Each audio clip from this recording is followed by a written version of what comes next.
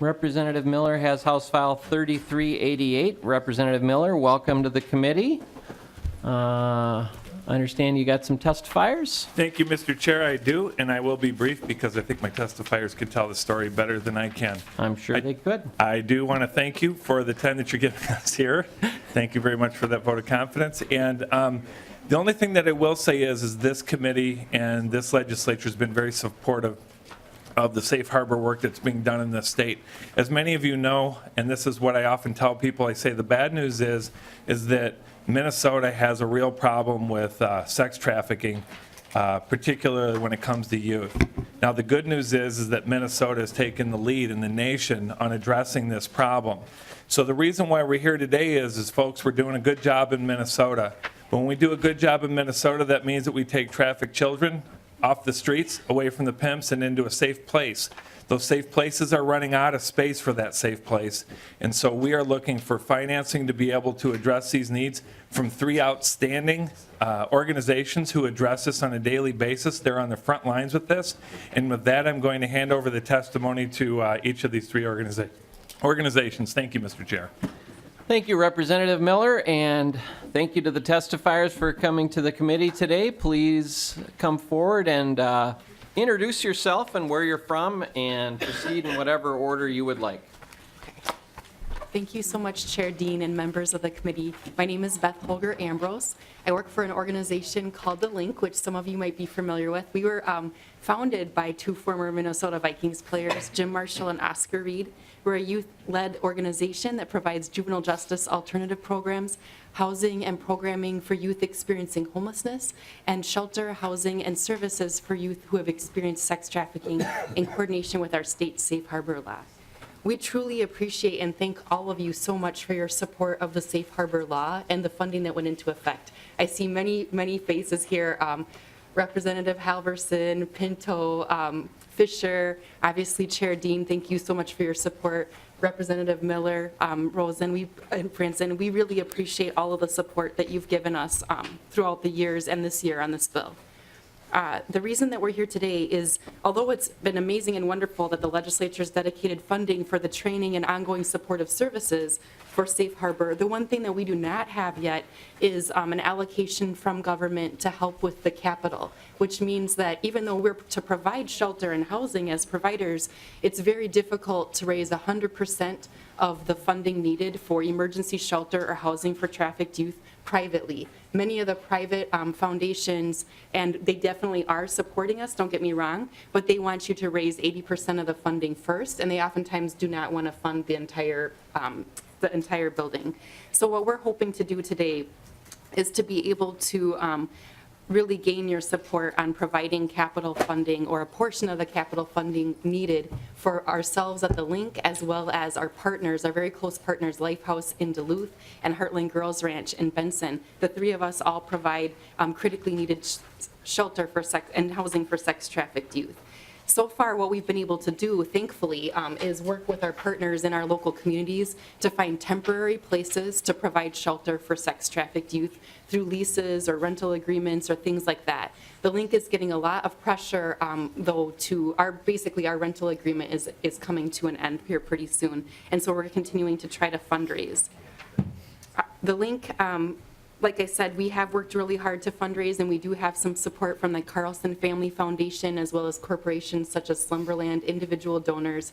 And the also very exciting thing that has happened with the Link is that we have the support from, if we are able to purchase our building that we're currently in for providing sex trafficked shelter for youth, the Mall of America has donated in kind their construction team to build on an additional 10 units of housing. So not only would this investment be able to help us sustain the 6 emergency shelter beds for 12 to 17-year-olds and the 5 units of housing for 16 to 24-year-olds, all who have been sex trafficked within our state, it would also help us to increase and essentially nearly double the beds that we have there right now through the in-kind partnership and donation of the Mall of America.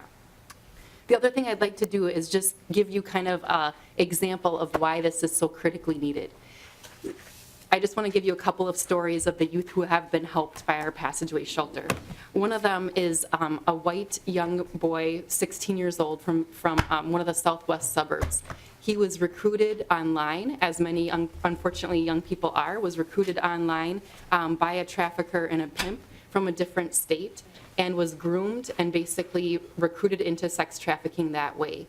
What happened in that particular situation, thankfully, was that one of the friends of the family contacted us at the link and said, we're worried about this young person. We think he's being sex trafficked. It turned out he was. He came into our emergency shelter program, was able to participate in therapy and in family reunification.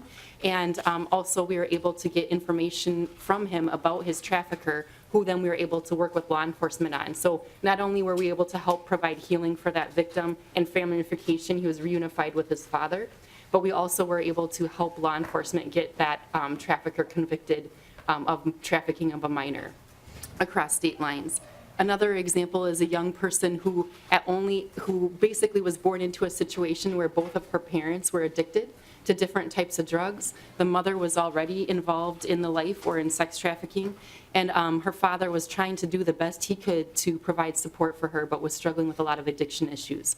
So one day, she was only in 5th grade, 11 years old. She became friends with another girl at her school. The girl at her school said, hey, you should come over to my house today after school. She did that, and then unfortunately, her friend was being trafficked by family members, and those same family members then recruited her into sex trafficking at age 11. And so that was her life story. Between age 11 and 19, she was sex trafficked first through her family friends and then through other trafficking or other traffickers. And she went through our housing program and is today out of the life. She's not addicted to drugs anymore. She's going to therapy, she's going to school, and finishing up, she's working on a post-secondary degree and is also employed by the Link as one of our youth advisory members. So at any rate, this providing funding into shelters such as the Link's Passageways program or Lifehouse in Duluth or Heartland Girls Ranch, it is changing lives. It's providing support and healing for youth that for no fault of their own have been sex trafficked and deserve our support. And so we just really urge you to help us to be able to do this, to sustain what we currently are doing as well as expanding to what we can do more. So we just ask for your consideration of support of House File 3388. And again, just thank you so much for your support and the time to testify today. With that, I'll turn it over to my colleague. Welcome to the committee. Please introduce yourself and proceed.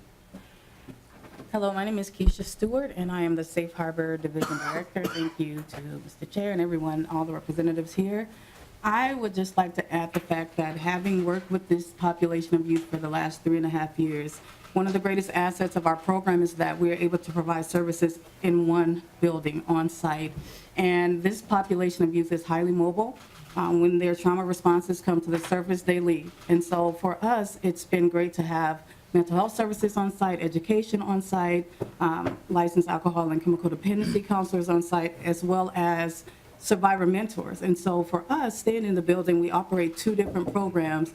Many of our youth start off in the shelter, and they do a good job there. Some of them run and come back. There are a variety of scenarios that can come from that. But one of the greatest assets of the building that we're in now is that oftentimes the youth that are in the shelter look up to the youth that are on the housing side. They look forward to that level of stability. They look forward to the independent living skills that they have the ability to gain while they're in our programs. And they often share with us that if I didn't have this level of support around me, I may be back on the streets. And so for us, that's one of the greatest reasons why we're here and we advocate so highly and diligently for this type of support, because we know that these kids can be gone in the wind. And the more eyes we have in their situations, the more people that they can build trusting, lasting relationships with, the greater the chances of them not going back into the life. So we would appreciate your support on this Bill 3388. Thank you. Thank you. Mr. Chair, could I just say one more thing? I'm sorry. I wanted to say that unfortunately, Maud Dornfield called me this morning from Lifehouse. She was on her way down, but had a family emergency, so had to turn around and go back to Duluth. But on behalf of our partners, Lifehouse in Duluth, they're asking for funding to help with a portion of their funding to basically rehab an emergency shelter with 10 beds. So just to say sorry they couldn't be here. Thank you so much.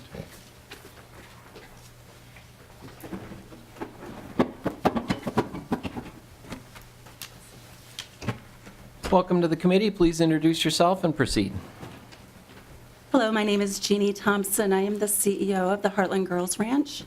I want to thank you all very kindly for allowing us to be here today to talk about the very important work that we do at the Heartland Girls Ranch. We are located just in the outside city limits of Benson, Minnesota. So we are in a rural setting. We are located on 160 acres of land. And I'm very proud to say that we just celebrated our 25th anniversary of being in business. With our organization, we have been incredibly fortunate to be a part of the Safe Harbor funding, which has allowed us to open our Hearts for Freedom program with the Heartland Girls Ranch, which does serve the needs of girls that have been trafficked or sexually exploited. Our organization and our Hearts for Freedom program is it's a long-term group home setting, and so girls are with us anywhere from 9 months to a year. And we have girls that specifically we have girls in our program anywhere from ages 12 to 21. What does set us aside from other organizations is we have horses. So we are a ranch, and we have 40 horses in our herd. Our horses are very instrumental in the work that we do with the girls that we serve. Our girls that come into our program, and we have girls from all over the state of Minnesota, anywhere from the Duluth area, from Moorhead, Mankato, Twin Cities, all over the state of Minnesota. Many of us have girls that come to our program that have never been to a ranch before or even have worked with horses before. Horses are absolutely a key part of the programming that we do. As the girls work with their horses, they have chores, they feed, they groom the horses, and develop these relationships. And it is a way for girls to establish trust again, where trust has been broken elsewhere. Along with our programming, we have a partnership with the Benson High School. Girls do attend school. Some attend mainstream classes, and we have our own dedicated teachers and our own dedicated classrooms to help our girls with credit recovery. We have had girls in our program that have been trafficked by pimps that have been mentioned before, but we've also had girls in our program that have been trafficked by their very own family members. And we have had girls just as young as 12 years old, which is very hard to believe that somebody that young could go through such trauma. But we do. Girls that have a hard time even going to sleep at night, having those relationships, they're scared. The trauma is just, it's severe, what they have gone through. I would like to also just echo some of the words that Beth mentioned earlier, that the help that could be provided to our organization would be absolutely significant. We do have a new Hearts for Freedom house construction that this would assist us with. Just to tell you a story about one of our former residents who actually, she was with us 3 years ago. And very recently, she sent us an email. And what she states is, she says, "Thank you guys for taking me in after I was sex trafficked. If it wasn't for your Hearts for Freedom program and horses, I would have probably been back to the lifestyle or worse, dead. It has been 3 years now, and I have settled down and have a 1-year-old daughter. You guys gave me the inspiration to push for another day to live and made me believe in myself. I owe you my life to you guys and wish you had more room to house more girls who have been sex trafficked. I have kept in contact with 3 of our other former residents who are now sisters to me due to your program bringing us together to learn to trust again." And that's absolutely huge. The whole purpose of our program is really to change the lives of these girls, to let them know that they have choices in this world and that they do not have to settle on the hand that has been dealt them, where we're dealing with very young children that in no way had any control over the circumstances that they were put in. With me this morning, I have Brie Sweeney. She is our community outreach and youth advocate, and she would also like to share some information with you. Welcome to the committee. Please introduce yourself and proceed. Hi, Brie, Sweeney from Heartland Girls Ranch. I just wanted to touch on a few of the key things that Heartland does.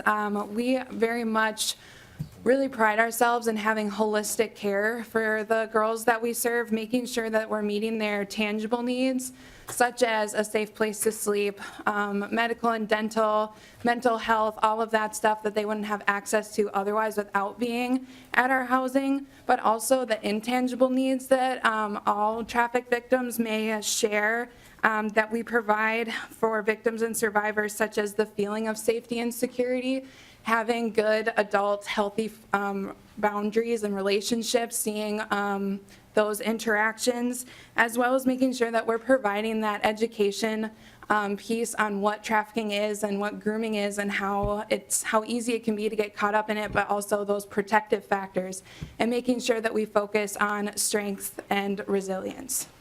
Thank you. Very good. Thank you for your testimony today. Do you have any other testifiers, Representative? I do not. I just have one small final. Okay. Does Comment. anyone else from the audience want to testify in this bill? All right, seeing none, member comments. Representative Pinto. Thank you, Mr. Chair. As I think members are aware, I spent a couple years as the statewide director of training and protocol development under the Safe Harbor system, so training thousands of police officers and others. So I've actually done a lot of presentation and trainings. I'm seeing Ms. Holger-Ambrose smile with both her and Ms. Stewart. We've been in front of a lot of audiences together all around the state. And so I've been really happy to partner with Representative Miller on a bunch of bills relating to trafficking and exploitation. And I know that these three organizations are doing really terrific work, and it really is important. I don't know that the problem in our state when it comes to exploitation and trafficking is actually any worse than other states. I think sometimes you hear a number saying we're sort of one of the top in the country, but it definitely is not any better. And it is absolutely a problem that touches every corner of our state and every community. This is absolutely happening all over. And so these organizations are on the front lines doing really terrific work. And so I'm proud to support this and, again, to partner with Representative Miller in this area. So thank you. Representative Halverson. Thank you, Mr. Chair. And just briefly, no questions, but a comment. Certainly wanted to share my gratitude with you and with the link and all you folks who are doing this important work. And thank you not only for the work you're doing today, but thank you for bringing us here as a state. The language we use around youth who have been trafficked, the way that we treat youth who have been trafficked have changed dramatically in the last 10 years. And it's because of leadership from folks like you who are on the front lines, who recognize the trauma that these children have been through.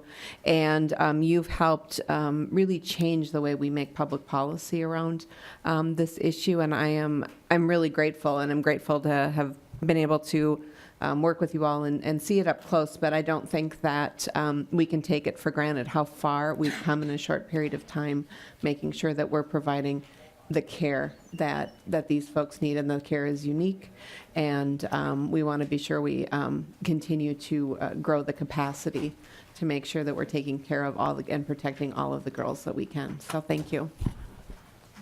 Thank you, Representative Halverson. Other questions? Representative Schultz.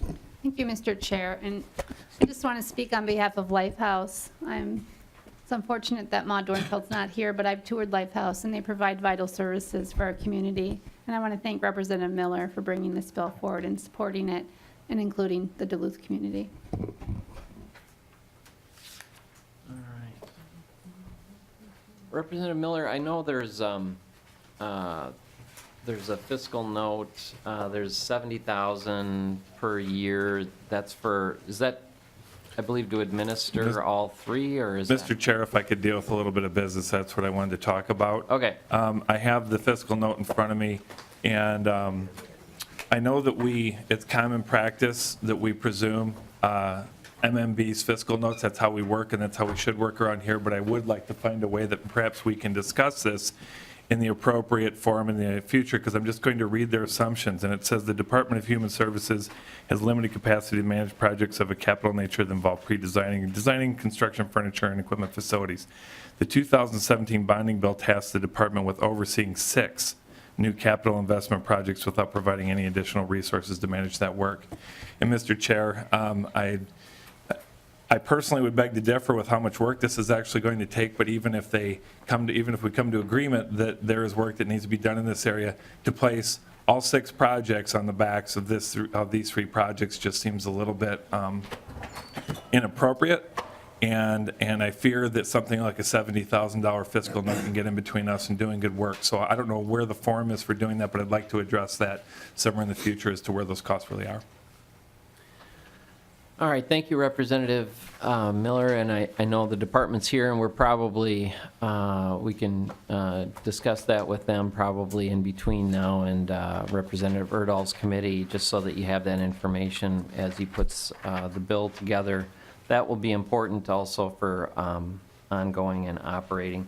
I just had one question about the Heartland Girls Ranch. Just how far along is the it's just under $1 million. How far along in the process are you with cost estimates and design development on that project? With the project itself, the house itself has been completed, and so the girls have moved into the house as of January, and we're about 90 to 95% complete with the new indoor horse arena.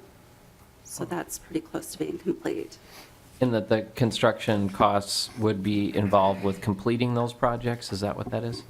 That would actually cover, we actually have a bank loan for those projects, so this would help cover Okay. that, and then that would free up additional funds for other opportunities. Understand. Thank you. All right. Final word, Representative Miller. Thank you, Mr. Chair and committee. I will tell you that Benson is in my district, and you, Mr. Chair, brought this to my attention a couple of years ago, and you were actually out and we visited. You were kind enough to come out and tour Heartland. Heartland is very close to my heart because they're close to me, and I can let you know that it's important enough that my wife volunteers in that education program that we're talking about, and I've helped where I could out there as well. So I really encourage the committee members here. I know this is moving on to bonding, and that's for a different time, different discussion, but please talk to the members that you know involved with that, and certainly to the chair for this important endeavor. Thank you, sir. Thanks, Representative. All right. Next up, we have House File 2966.